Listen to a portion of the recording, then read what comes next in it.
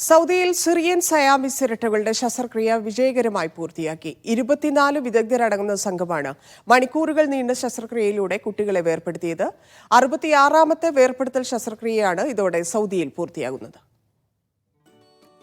ശരീരത്തിലെ വയറും നെഞ്ചും ഒട്ടിപ്പിടിച്ച് മുഖത്തോട് മുഖം ചേർന്ന രൂപത്തിലായിരുന്നു 1.5 വയസ്സുള്ള കുഞ്ഞു സെലീനും ഇലീനും. ഇന്ന് ഉച്ചയോടെ ഏറെ ശ്രമകരമായ ദൗത്യത്തിനാണ് കിങ് അബ്ദുള്ള ചിൽഡ്രൻസ് ആശുപത്രിയിൽ തുടക്കമായത്.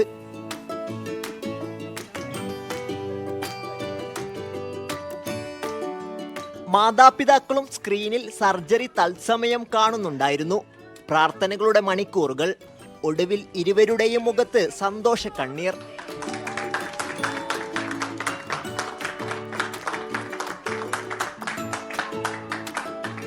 ഡോക്ടർ അബ്ദുള്ള റബിയയുടെ നേതൃത്വത്തിൽ 24 പേരടങ്ങുന്ന മെഡിക്കൽ സംഘം വേർപെടുത്തൽ വിജയകരമായി പൂർത്തിയാക്കി.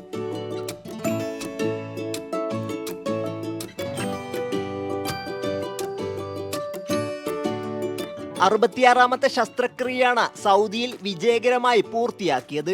35 വർഷത്തിനിടെ 27 രാജ്യങ്ങളിൽ നിന്നുള്ള 151 സയാമീസ് ഇരട്ടകളുടെ ചികിത്സയിൽ സൗദി ആവശ്യമായ പരിചരണങ്ങൾ നൽകി. മനുഷ്യത്വത്തിന്റെയും ശാസ്ത്ര പുരോഗതിയുടെയും പ്രതീകമാണ് സൗദിയുടെ നേട്ടമെന്ന് വിദഗ്ധർ അഭിപ്രായപ്പെട്ടു. Sabith Saleem, Media 1, Jeddah.